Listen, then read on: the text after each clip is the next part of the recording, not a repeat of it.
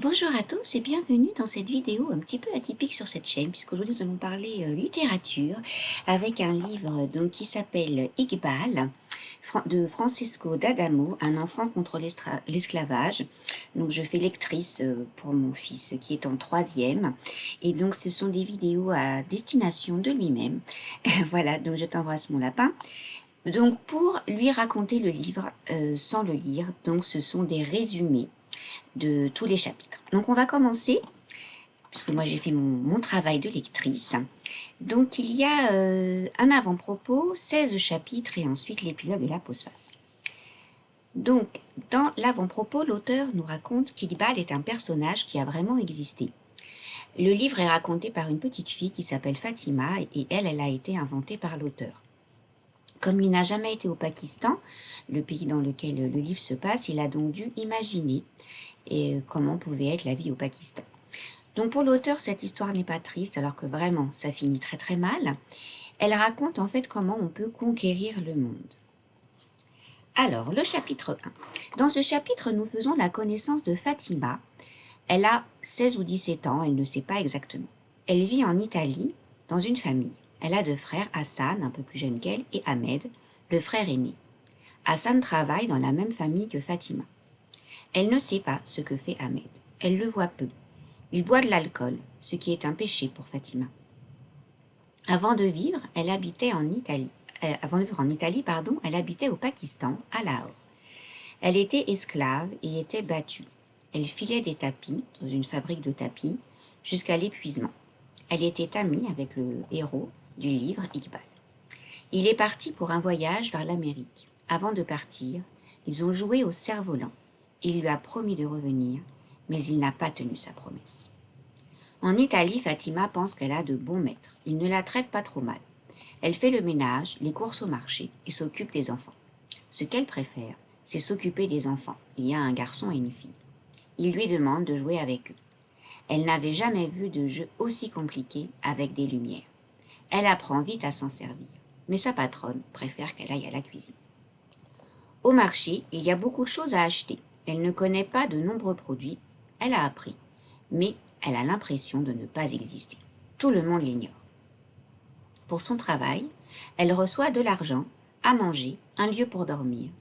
Mais son grand frère a peur qu'il soit envoyé dans un camp. Elle n'est pas aussi malheureuse qu'au Pakistan, mais elle n'est pas heureuse non plus.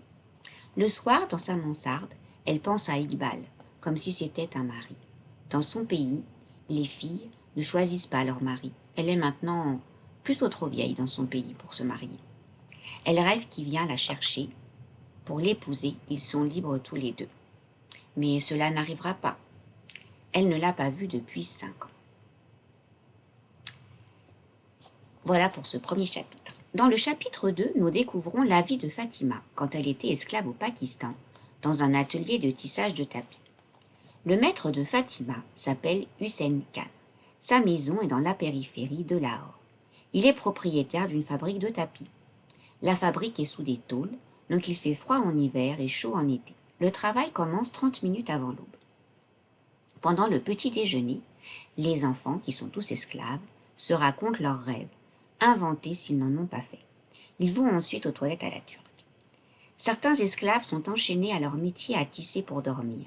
Ils sont des têtes de bois. Ils font des erreurs dans le tissage, se plaignent, ne vont pas assez vite.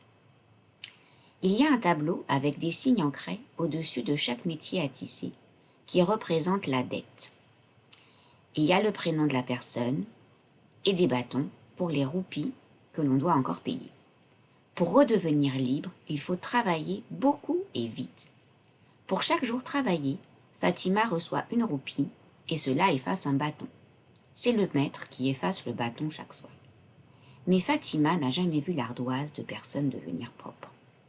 Elle a l'impression que ses bâtons ne diminuent jamais. Au contraire.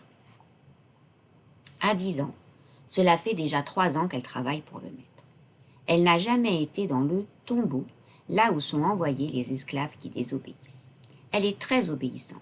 Elle a peur du maître et fait des cauchemars. Le travail consiste à tisser des tapis selon un dessin choisi par le maître et collé à côté du métier à tisser. La maîtresse lance le travail en tapant 3 fois dans ses mains. Il faut travailler et juste travailler, même si cela fait mal au corps. Fatima fait automatiquement les gestes sans réfléchir. Il y a juste une pause pour déjeuner. Ils mangent tous ensemble dans la cour au soleil. Ensuite, il faut retourner travailler. Le soir, le maître mesure le travail qui a été fait. Si ce n'est pas assez, alors il n'y a pas de roupie, donc pas de trait effacé sur l'ardoise. Après 3 ans de cette vie, Fatima commence à oublier sa famille, à ne plus croire en rien. Mais, un jour de printemps, Iqbal arrive.